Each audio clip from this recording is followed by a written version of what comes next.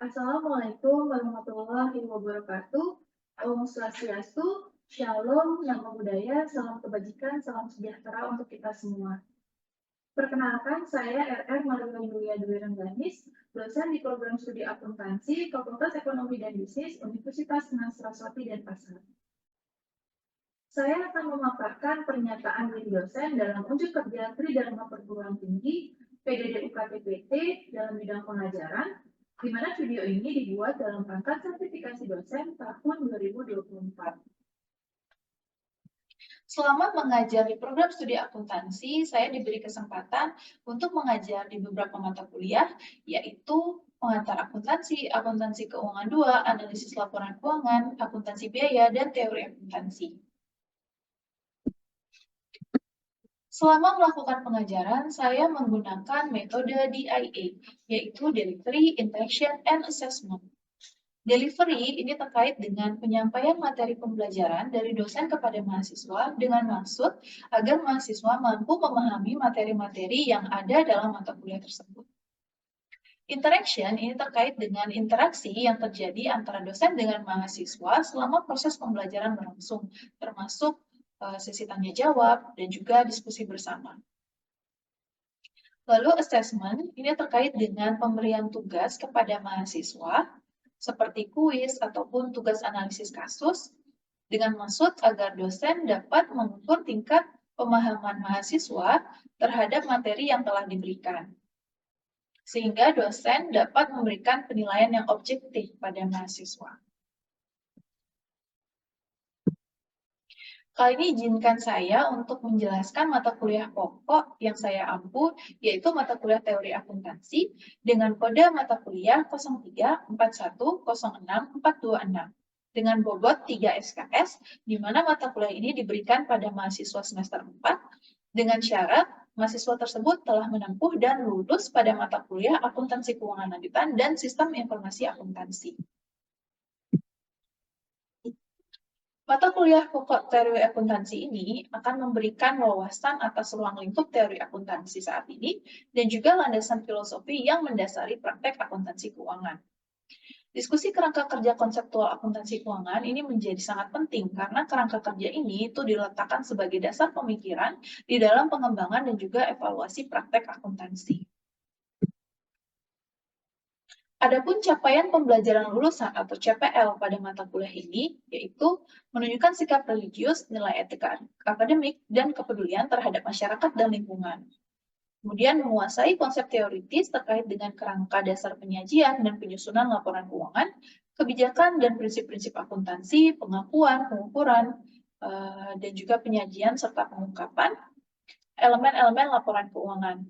Lalu pendekatan metodologi riset akuntansi, definisi teori, perumusan teori, dan pengujian teori. Serta hubungan teori dengan praktek akuntansi, dan tak lupa juga sejarah perkembangan akuntansi.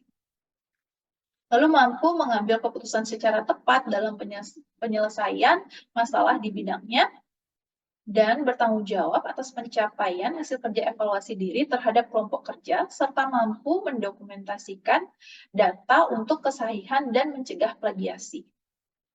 Yang terakhir, mampu secara mandiri menganalisis artikel penelitian akuntansi sebagai acuan dalam penyusunan tugas akhir atau skripsi.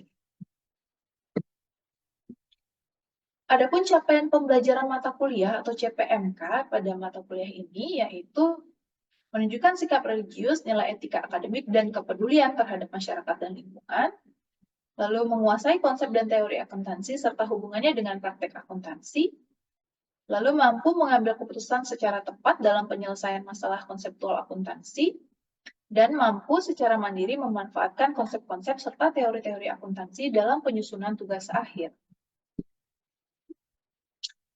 Nah, materi pembelajaran atau sub-CPMK pada mata kuliah ini ada 14.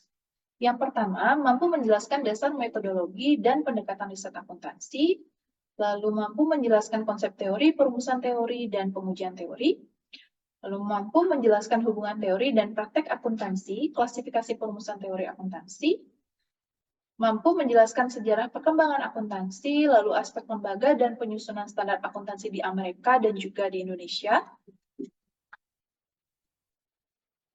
Lalu mampu menjelaskan kerangka konseptual sebagai landasan dasar penyusunan standar akuntansi. Subjek MK yang ketujuh yaitu mampu menjelaskan arti penting standar akuntansi dan pemakai laporan keuangan. Lalu subjek PMK ke-8 itu mampu menjelaskan karakteristik dan konsep pengakuan serta pengukuran dari aktiva, lalu hutang dan ekuitas, lalu revenue atau pendapatan pada subjek PMK ke-10. Selanjutnya mampu menjelaskan karakteristik dan konsep pengakuan dan pengukuran cost atau expense. Selanjutnya menjelaskan karakteristik dan konsep pengakuan serta pengukuran income. Yang ke-13 itu mampu mengidentifikasi pengungkapan atau disclosure wajib dan sukarela pada laporan keuangan. Dan yang terakhir adalah mampu mengidentifikasi pengungkapan atau disclosure wajib dan sukarela pada laporan keuangan, mengkhusus tentang pengungkapan sosial dan lingkungan dari perspektif teoritis. Adapun referensi yang digunakan pada mata kuliah ini, itu referensi utamanya adalah buku karya Imam Ghazali dan Anis Chariri tahun 2007 tentang teori akuntansi. Lalu referensi pendukungnya ada modul teori akuntansi dari Yura Kalinda dan Maria Yulia. Lalu ada karya Bill Cowie dan juga Suarjono. Nah, untuk aspek penilaian kepada mahasiswa, ini terdiri dari 5 aspek. Yang pertama adalah aspek kehadiran dengan bobot 10%, aspek keaktifan dengan bobot 15%, lalu aspek tugas atau kuis dengan bobot 25%, begitu juga dengan UTS dan UAS, itu bobotnya masing-masing 25%. Perkuliahan untuk mata kuliah ini dilakukan secara offline atau tatap muka di kelas, di mana pertemuan ini diawali dengan penyampaian materi sesuai dengan topik yang ada di RPS, kemudian pemberian kasus sebagai bahan diskusi oleh mahasiswa bersama kelompok diskusinya, dan kemudian akan diakhiri dengan pembahasan kasus tersebut secara bersama-sama oleh dosen dan mahasiswa. Berikut saya sertakan juga video pembelajaran yang saya lakukan di kelas untuk pertemuan ke-11 subjek PMK yang ke-10 tentang konsep pengakuan dan pengukuran revenue atau pendapatan.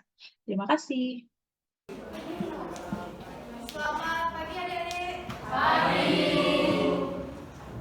Hari ini kita akan membahas topik yang baru ya. Kalian udah siap untuk mengikuti perkuliahan hari ini?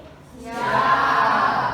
Kalian masih ingat nggak materi perkuliahan kita di pertemuan sebelumnya? Masih. Konsep hutang dan ekuitas. Oke.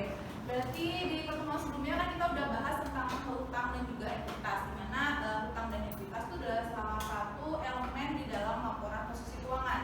Nah, berarti saat pertemuan yang sekarang itu kita akan berlanjut untuk membahas materi yang ada elemen yang ada di dalam laporan pada rugi, yaitu apa? Konsep pendapatan. Betul, konsep pendapatan.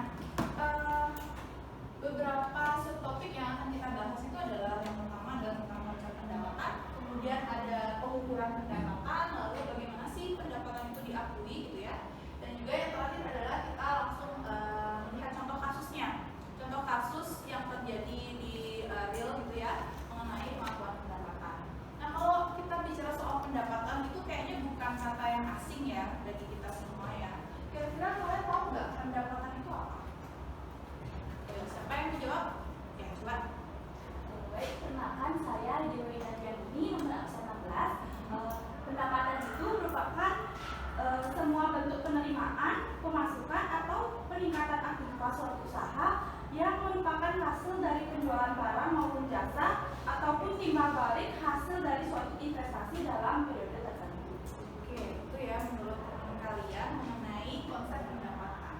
Coba kita lihat. Jadi konsep pendapatan, sebenarnya definisi dari pendapatan itu sendiri itu banyak ya. Kalau kalian buka referensi kalian juga itu pasti banyak nih definisi dari pendapatan menurut ahli-ahli gitu ya. Dan mungkin penyampaiannya dari definisi pendapatan masing-masing ahli itu punya definisi yang mungkin penyampaiannya agak sedikit berbeda gitu ya, agak sedikit bervariasi. Tapi kalau menurut saya pribadi sih sebenarnya itu ada satu poin yang sama gitu ya di antara definisi-definisi tersebut, yaitu pendapatan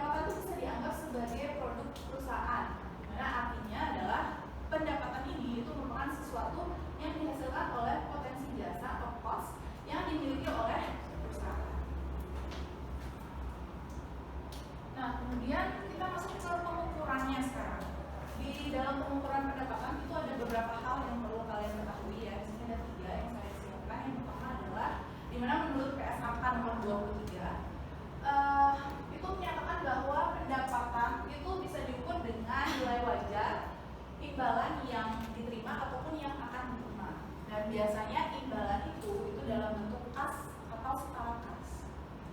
Kemudian yang kedua adalah bahwa jumlah pendapatan itu timbulnya dari kesepakatan bersama di antara perusahaan dengan pembelinya.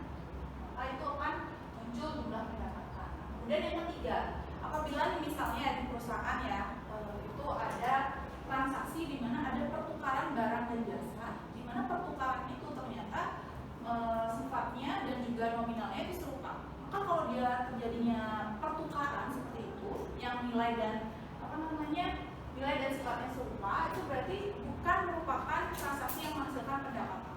Gitu ya. Kalau dia serupa pertukarannya berarti dia bukan merupakan penghasilan atau bukan merupakan pendapatan. Nah, sekarang kita masuk ke konsepnya. Ada konsep pembentukan dan juga realisasi pendapatan. Jadi dari dua konsep ini itu ada pertanyaan berbeda yang ditimbulkan. Yang pertama adalah kita mesti bertanya nih, kira-kira pendapatan ini kapan dibentuknya? Itu yang pertama. Kemudian yang kedua adalah kapan nih pendapatan ini direalisasi? Nah, kemudian konsep pembentukan pendapatan dan juga realisasi pendapatan ini itu digunakan untuk mengakui pendapatan ke dalam struktur akuntansi, sehingga ini dapat mempengaruhi penyajian dalam laporan keuangan. Nah, selanjutnya kita masuk ke bagian yang paling krusial, yaitu pengakuan pendapatan.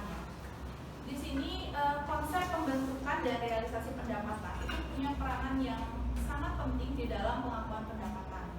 Nah, saat pengakuan pendapatan ini merupakan juga penentuan yang sangat kritis. Kalian tahu nggak sih apa sih pentingnya atau kenapa sih kita tuh perlu memahami gitu ya bagaimana pengakuan pendapatan? Apalagi dikatakan di sini bahwa saat pengakuan pendapatan merupakan penentuan yang sangat kritis. Kenapa ya kira-kira? Ada yang tahu nggak? Ya, coba. Perkenalkan, nama saya Agung Tulisi Ahmad Yani, nomor absen 14.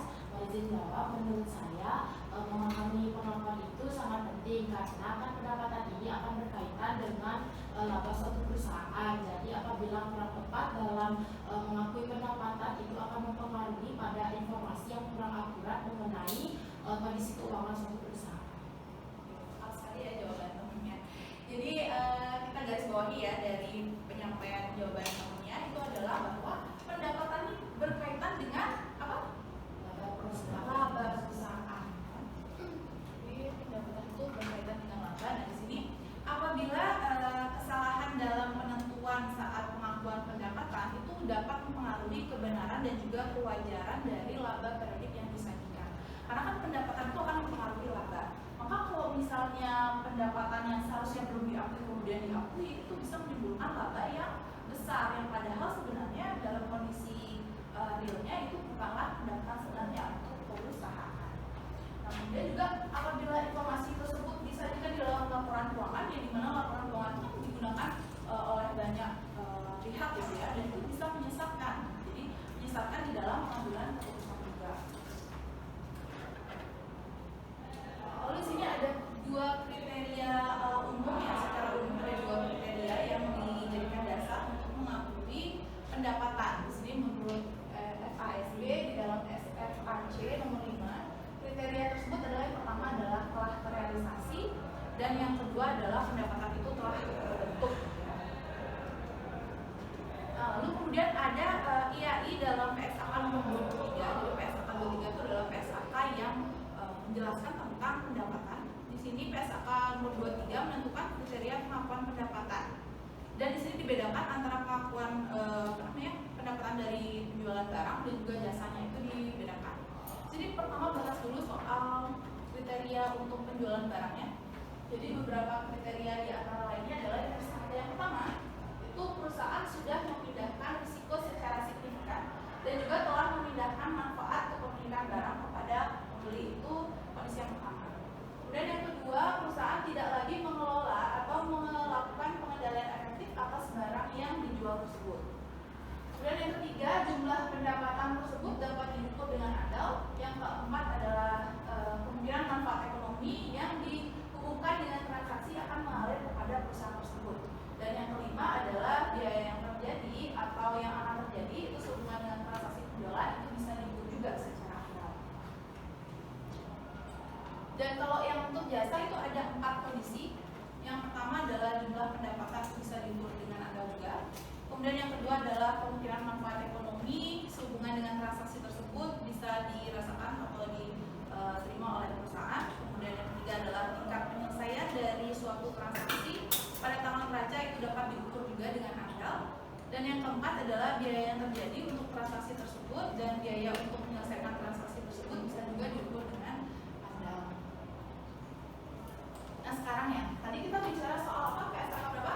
23. PSAK 23.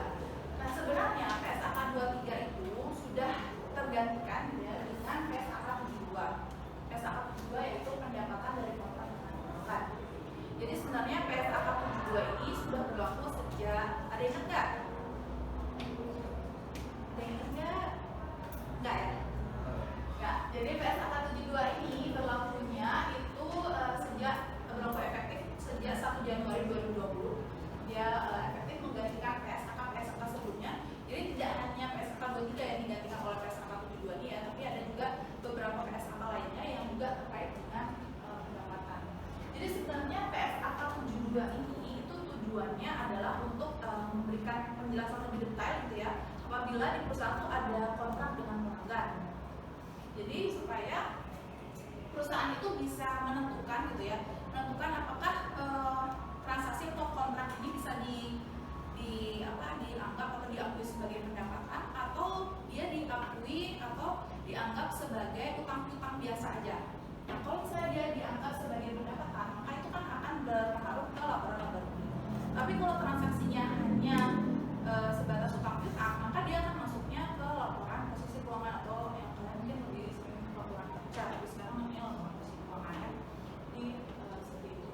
Nah, PSAK 72 ini untuk dapat mengakui suatu pendapatan itu ada yang disyaratkan gitu ya, dari PSAK 72 ini. Nah, PSAK 72 ini mensyaratkan bahwa ada beberapa langkah yang harus dilakukan dulu oleh perusahaan sebelum mengakui suatu pendapatan. Yang pertama adalah harus dilakukan identifikasi kontrak dengan pelanggan.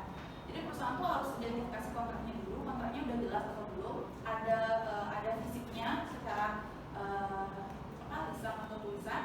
Nah, kemudian ini bagaimana kontrak ini mengatur mengenai hak dan juga kewajiban antara kedua belah pihak, itu harus jelas diatur di dalam kontrak. Kemudian yang selanjutnya adalah mengidentifikasi kewajiban pelaksanaan yang terdapat di dalam kontrak. Nah di dalam kontrak itu biasanya tidak semua hanya satu kewajiban aja yang ada di dalam kontrak. Bisa aja di dalam satu kontrak itu ternyata tertera lebih dari satu kewajiban. Itu juga harus diidentifikasi apakah kewajiban yang tertera di kontrak itu satu kesatuan atau dia terpisah gitu. Misalnya ada 2 kewajiban ya.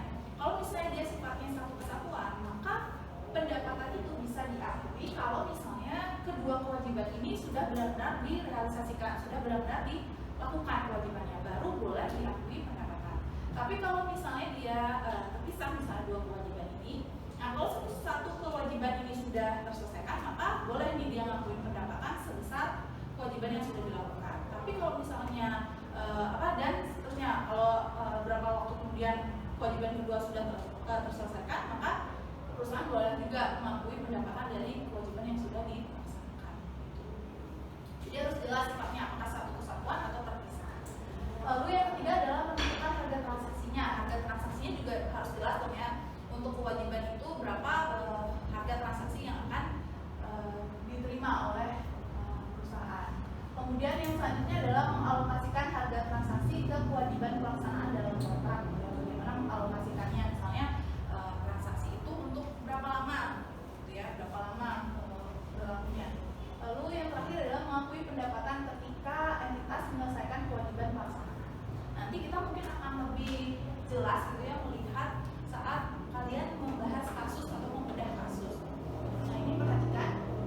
Di sini kita akan bahas soal kasusnya PT Garuda Indonesia. Jadi saya ceritakan dulu sedikit ya. Jadi Garuda Indonesia ini pernah muncul masalah terkait dengan laporan keuangan di tahun 2018. Awalnya kemunculan masalah ini itu karena di laporan tahunan yang sudah diaudit yang jelas itu sudah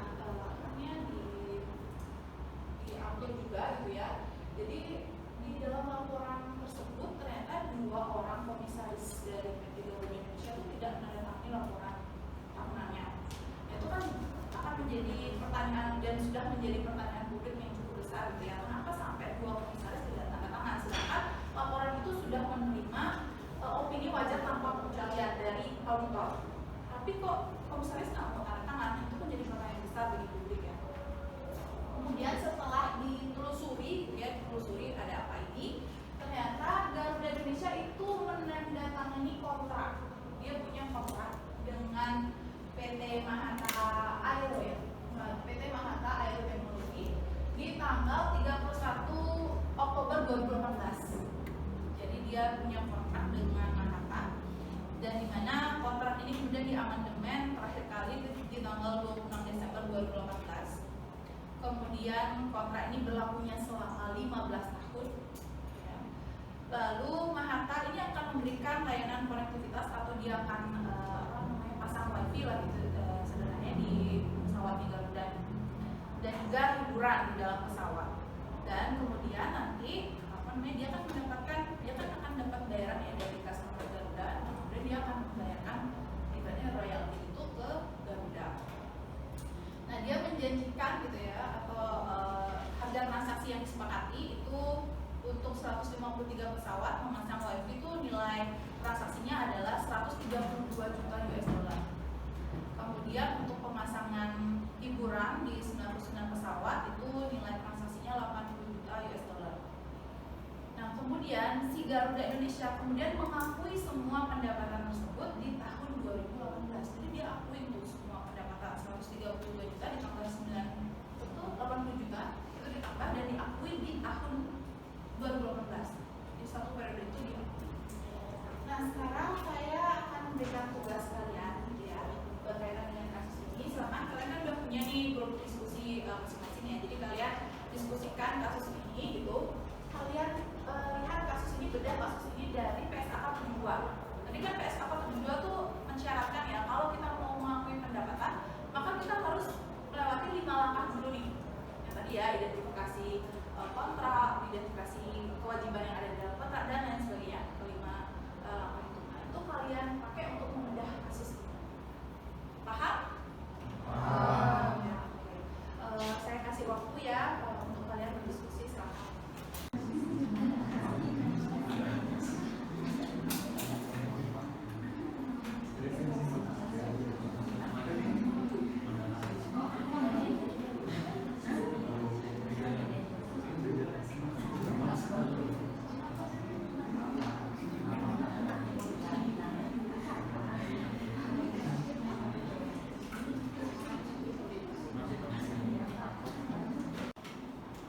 Baik, terima kasih atas waktunya.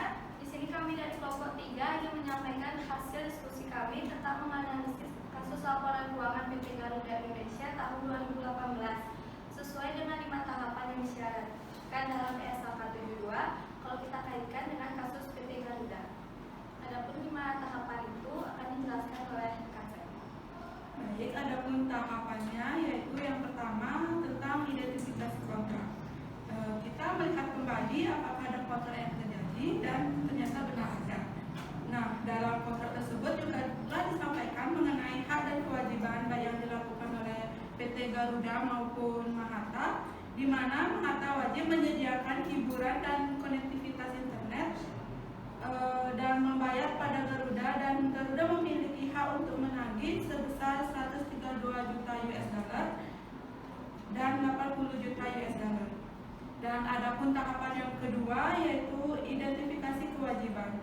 Di sini Mahata punya 2 kewajiban, yaitu harus menyediakan konektivitas atau Wi-Fi pada 153 pesawat dan hiburan pada 99 pesawat.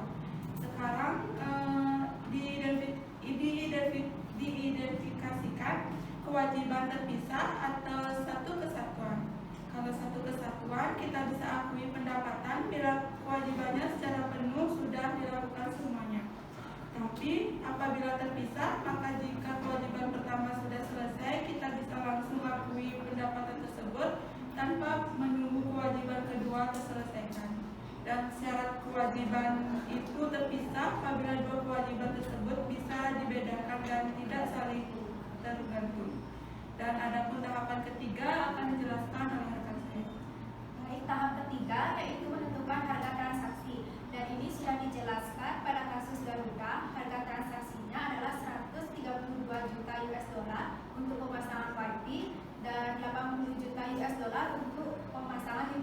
pesawat Garuda. Tahapan keempat ada mengalokasikan harga ke setiap kewajiban. Nah, di sini sekali lagi untuk internet yaitu 132 juta US dollar dan untuk hiburan 8 juta US dollar. Sehingga kalau semua sudah terpasang, kita bisa akui jumlah tersebut. Untuk tahap kelima akan dijelaskan oleh rekan saya. Baik, adapun tahap kelima atau tahap terakhir yaitu tahap mengakui pendapatan. Jadi, kapan kita mengakui suatu pendapatan? Nah, pendapatan diakui jika perusahaan dianggap telah memenuhi kewajiban, yaitu ketika konektivitas dan hiburan dipasang, sedangkan pada tanggal 31 Desember 2018 semua itu belum dipasang dan belum dikonsumsi oleh customer Garuda. Baik, selanjutnya dari Garuda. Baik, itulah dari 5 tahapan diskusi kami. Adapun kesimpulannya, jadi di sini tidak tepat untuk mengakui seluruh pendapatannya di 31 Desember 2018. Seharusnya diakui pada saat Garuda sudah menyediakan pesawatnya untuk dipasangi wifi dan hiburan. Sehingga seharusnya dia harus mengakui pendapatannya nanti setelah Mahata memasang hiburan dan wifi, dan seiring berlalunya waktu setelah Mahata mendapatkan hasil dari customer yang menikmati layanan jasa dari Mahata pada pesawat Garuda. Dengan membedah kasus ini melalui PS 872, kita jadi bisa mengetahui bahwa pada kasus ini pada pengakuan pendapatan yang prematur dari Garuda Indonesia yang menyebabkan penyajian laba secara tidak tepat dan tidak wajar. Baik, terima kasih atas waktunya. Itulah dari diskusi kami dan kelompok kami mengucapkan terima kasih dan mohon maaf jika ada salah kata.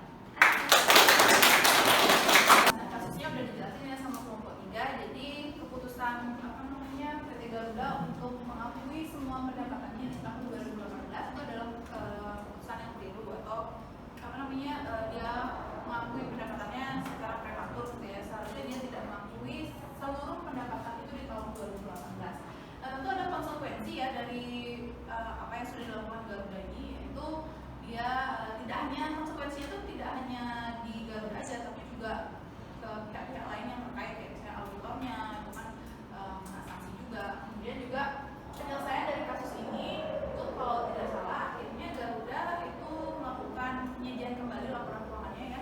Jadi dia melakukan restatement untuk laporan keuangan tahun 2018, di mana tadinya kan dia tuh untung ya ratusan ribu US dollar. Nah, ternyata setelah disajikan kembali dia akhirnya rugi kalau nggak salah ratusan juta dolar kalau nggak salah. Nah, mungkin memang kelihatannya bukan kondisi yang baik, tapi kalau untuk menjaga reputasi juga itu kan salah satu